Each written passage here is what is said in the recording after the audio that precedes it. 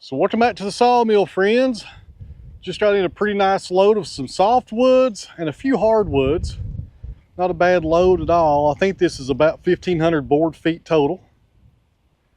And it has something in it I've not seen in a long time. Let me show you. So this load right here, guys, is pretty low grade.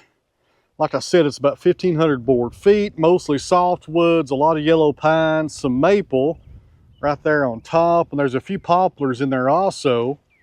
But one of the main reasons I was after this load was because of what was on it, and there's only about 4 or 5 of these, but I've not got them in a long time, and it's something I've not sawed on this channel in several years. Hemlock.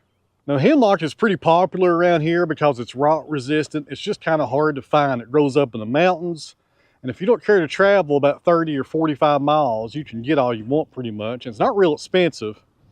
I got a good buddy the next town over. He saws part-time, I guess is the best way to put it. And he saws nothing but hemlock, and he stays covered up year-round sawing hemlock orders. The only catch is he's got to go about an hour away to get it and haul it into his mill. But the price isn't too bad on hemlock as far as the price for the logs and also the going price for the lumber. Most of it is sold green. Now, if you guys want to know how much I paid for this load, you got to join the Patreon to find out about that. There's a link down below. I'll put all that information over on Patreon. But I will tell you this load of logs right here, it's 1,500 board feet. It didn't cost me nowhere near what you probably thought it did. I got a really good deal on this load. So besides the few poplar logs, the maple, and of course the hemlock we just talked about, it's mostly yellow pine, and it's in pretty good shape right there. He did some fresh cuts on the end grain so I could see that it was still good wood right there. And since this stuff was on the ground for several months, that's why I got such a good deal on it. If this would have been cut in the past week or two and this would have been pretty green, I would have paid probably 4 times what I paid for it today, maybe 3 times. So for you guys out there that are running sawmills, having trouble finding logs, there are good deals out there like this. I think he told me this came from a landing off of a house site. It was cleared out and the homeowner didn't have nothing to do with the logs, so he kind of let them lay for a while. That's how he found them. But there are good deals out there like this, friends. You can get started with the sawmill and get loads like this and not really break the bank too bad and saw it up and sell it green and make a pretty good profit off of it. There's going to be some good money in this lumber as soon as it's sawed up. So I will say this as far as the money goes on this stuff, and I'll leave it at that. In my area, yellow pine, if you saw this up green, for 1x, for barn siding, for fencing, 2x4s, whatever you're going to do, in my area, which is Northeast Tennessee, it sells for about $1.25 a board foot green straight off the mill. If this is kiln dried, that's a whole other story. But stuff like this, you wouldn't kiln dry. And right here on the front end is one of the maples. It's in decent shape. I let a lot of my maple lay on the ground and spot though for a couple of years. But it does have one issue right here on the end of it. It's got some shake right there. And that's not good. That's a huge flaw in that log right there. So that pile right there, friends, I'll probably start working on that this weekend. What is today? Wednesday. Yeah, probably this weekend. Right now, we're gonna head down to the red barn and get the other tractor with the wood chipper and bring it up here to the garden because I need to chip up some slabs. You guys hang in there.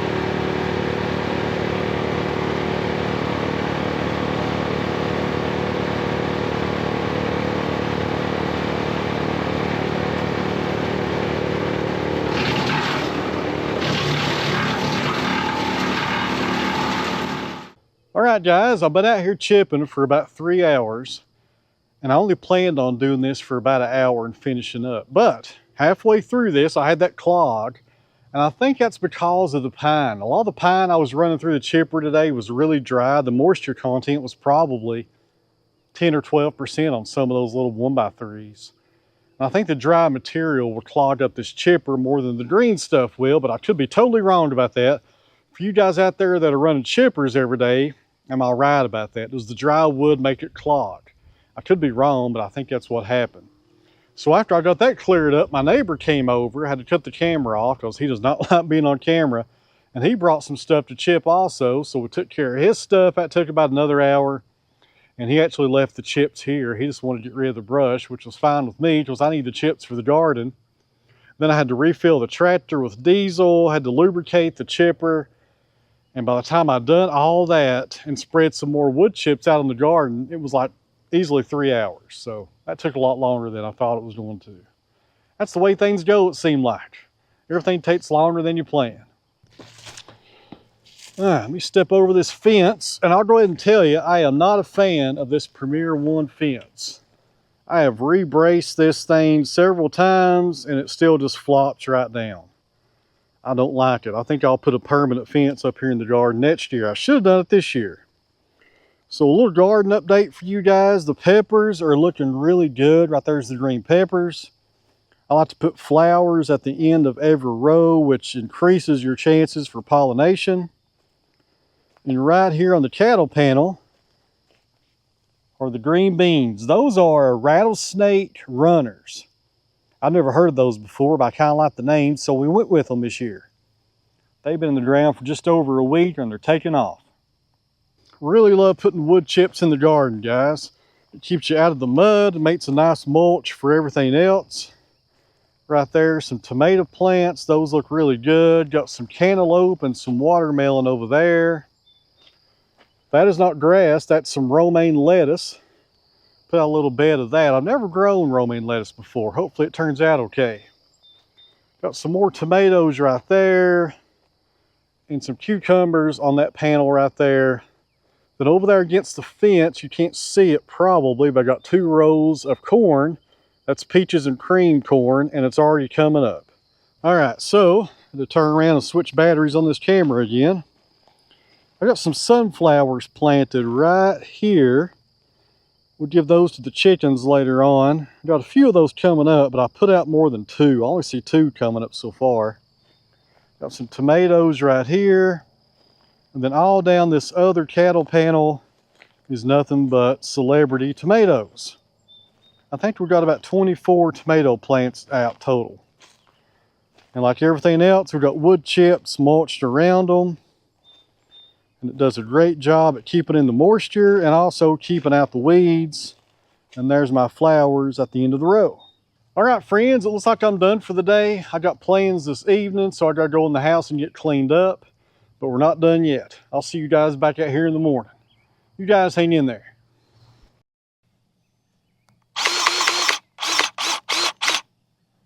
There's one thing I've learned about excavators since I've owned this one since about, when did I get this? I think January. They sure do have a lot of grease fittings.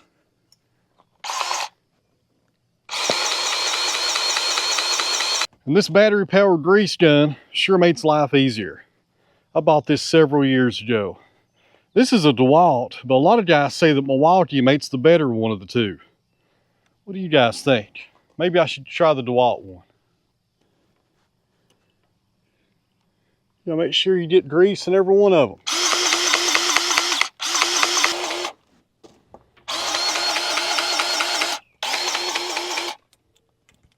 All right, guys, got the excavator greased up and ready for work. I got 2 jobs I want to work on this morning. The first one is down at my mother-in-law's house at the new property. The bank right behind the house needs weed eated, so we're gonna use a brush cutter for that, because why would you weed eat when you got something like that? It's pretty steep back there as well, but that brush cutter should have no trouble handling that.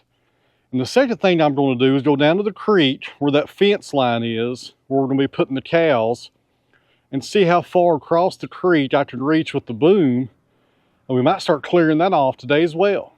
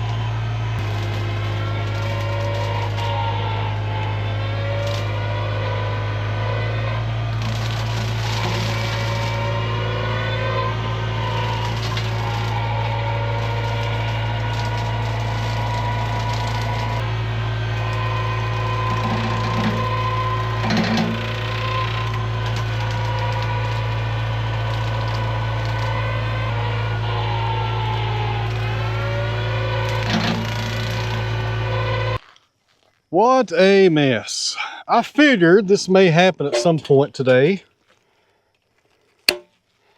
And I was headed to the corner right back here beside this creek. And as soon as I got into that brush, I told myself, I think there's some barbed wire over there in the ground. And sure enough, as soon as I remembered it, I heard it catch on to the cutter right here. And that's all she wrote. Now we got to get this junk off here. My goodness. What a mess. But I feared it was going to happen. I just was trying to avoid it and I forgot about it. These old fence lines sure are aggravating. There's probably a faster way to do this, but the only tool I got down here are these fence cutters, Nipats. They work really good, but there's a bunch of wire wrapped around this spindle right here. My goodness. So right in there is where it happened, and there's a corner post somewhere behind that tree, and I can see some more wire just laying on the ground.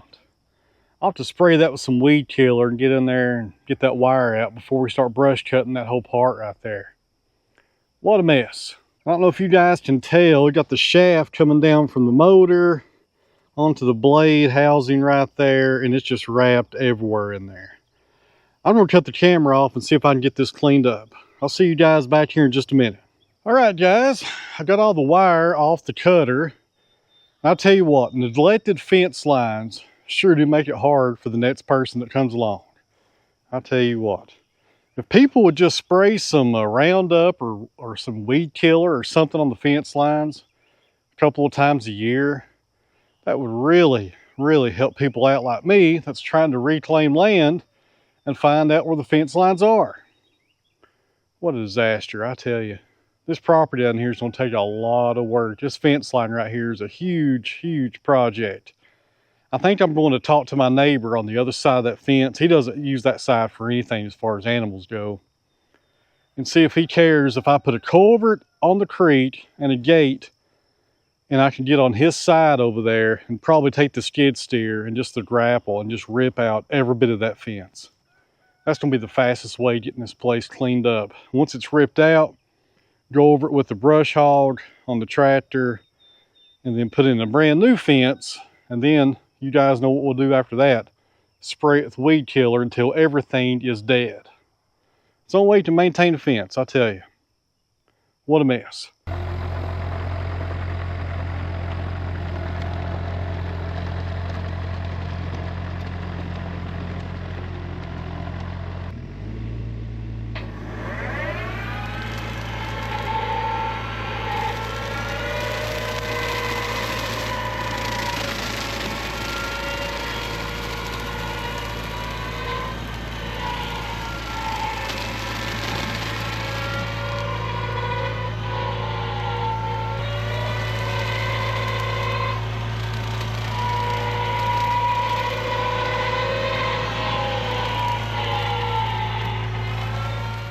All right, friends, I just had dinner, just watered the garden, and it's really dark right now. Let me turn around.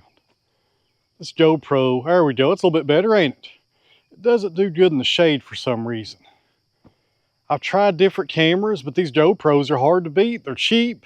You can drop them on the ground, and the stabilization is just ridiculous how good it is. So that's why I use them all the time. But for low light settings or in the shade, it's hard to see. So anyways, what is it?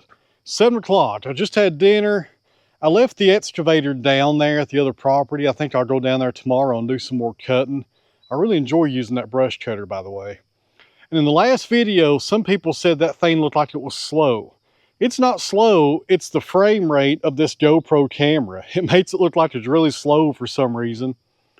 And maybe somebody with some camera knowledge other than myself can let us know down in the comments why that is. Hold on, mosquito. But anyways, it's really fast. I don't know why it looks so slow on camera. So it is fast.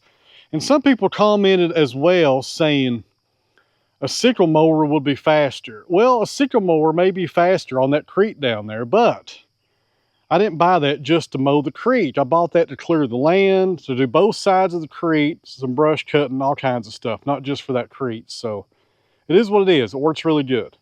But anyways, I just had dinner. It's about 7 o'clock, and I'd like to go in here and rest for a little while, but I told you guys we'd saw up some butternut today, and that's what we're going to do. All right, guys, on the sawmill, we have a butternut, and I'm pretty sure this is going to be a waste of time, but I told you guys in the last video we would saw this up today, and we're going to do it. But my goodness, it looks horrible. Look at all those checks right there on the end of it. Right there, the juvenile core looks like it has some ring shade. Got some terrible, terrible stuff right there.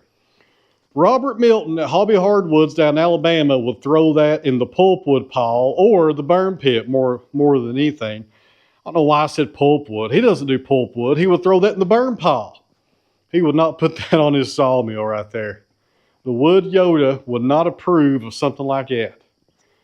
And this log, my goodness, guys, it kind of tapers down below the saw bed down there. I'm not going to worry about it. I'm just going to try to saw parallel to the bark, open up about a 6-inch face, and see what it looks like. On the sawmill, a Joe Maine Wood-Mizer Silvertip Turbo 7. If you want those blades, call Joe Maine. His cell phone number is in the video description. I think you guys that are emailing me about where I get my blades at are probably trolling me more than likely. Probably are. But I'll go ahead and tell you guys anyways. Call Joe Maine. I need to get hold of Joe anyways and see if he can get me a big sign that says Joe Maine right here. Hang it behind the sawmill. That'd look pretty good, wouldn't it? I know you're watching, Joe. Let's get that done. And something else I just noticed. I told Newt, that's my shop helper, to clean up the sawdust under the mill while I was down there running the excavator. It looks like Newt failed to do his job. If little Newt's not careful, I'm going to fire him.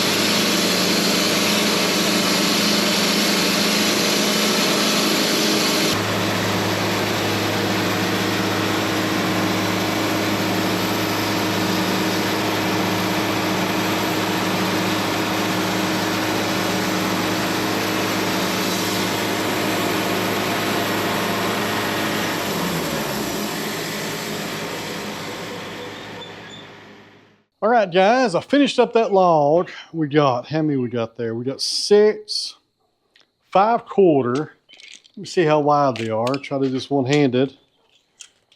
9 inches on the width, not too bad. Those boards are actually solid. I was really surprised once I got through the sapwood layers and the cambium layer and all that good stuff. The heartwood on this butternut was still nice and solid. It really surprised me. I thought this was going to be a waste of time. So I got 6 boards, and I actually got more than that. There's about, let me see, maybe 3 more on the sawmill bed, but I didn't saw that up yet. Let me explain why.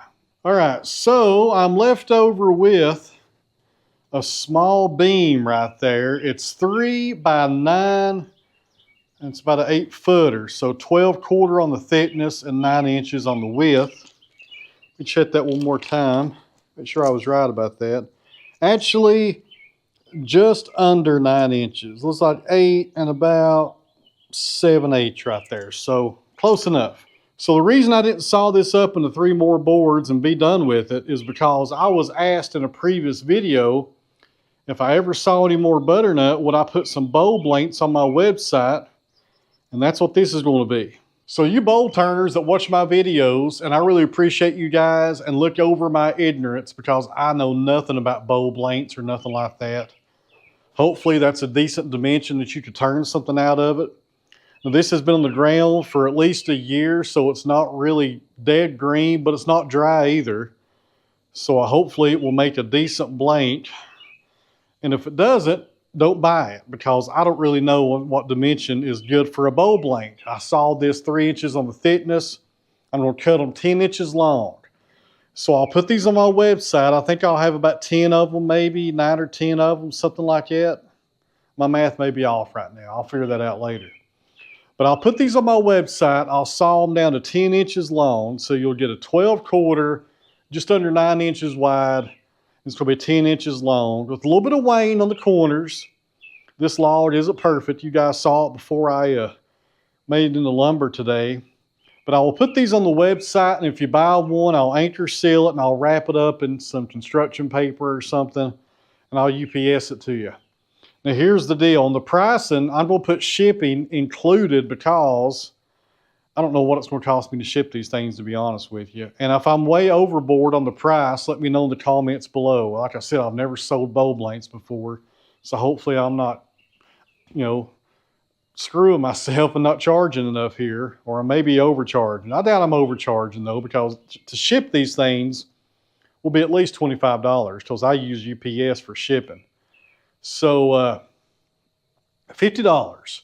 That's $25 for the bowl blank, and that's $25 to ship it to you, and it's butternut. And I just looked on eBay and a few other sources for bowl blanks. I couldn't find butternut anywhere, so hopefully it's something that you guys don't get very often. But I'll put these on my website. There's a link down below. If you go buy it, I'll try to ship it out in the next 2 days, maybe 3 days, depends on when this video posts. If this posts on a weekend, it'll be the following Monday or Tuesday. But I should get 8 or 9 out of this, and I'll put every one of them on the website. And if this is not the right dimension for a bowl blank, let me know in the comments, and don't buy it. Because, it's not like I'm making a killing off this. I'm doing it for you bowl turners. If it wasn't for you guys and asking me to do this for so long, I would saw this into boards and be done with it. So on the underside of these, there is some wane right there on that corner.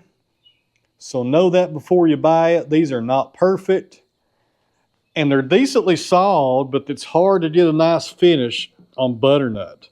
Butternut works up really nice if you use like a hand scraper, or if you sand this stuff, it doesn't work up good either for some reason. Butternut is really particular on how it finishes. My buddy Curtis Buchanan over in Jonesboro, who makes the Windsor chairs, he loves butternut for seats, but he says he has to use a card scraper to get a really good finish on it because it's so fuzzy. And I can see that on the sawmill because it's hard to get a really nice board or a really nice surface when you saw it. So once again, I'll put these on the website. 12/4, just under 9 inches wide, 10 inches long.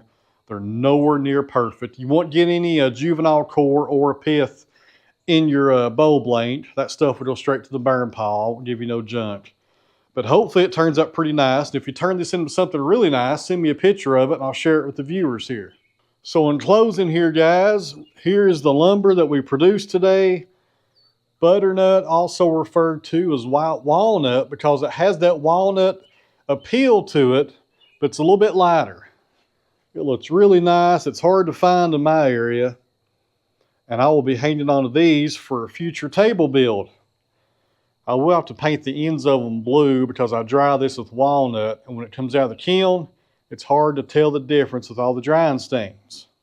So in closing here, friends, thanks for watching. I really appreciate it. And the link to my website is in the top comment and also in the video description. If you're interested in these butternut bow blanks, go buy one. They probably won't last long, but like I said earlier, they're not perfect, but I think that's a pretty good price, 50 bucks. What do you guys think? $25 to ship it. That leaves $25 that I make off the wood, but I also had to subtract taxes, the time it took to do it. Man, I'm probably making like $5 a piece on these, but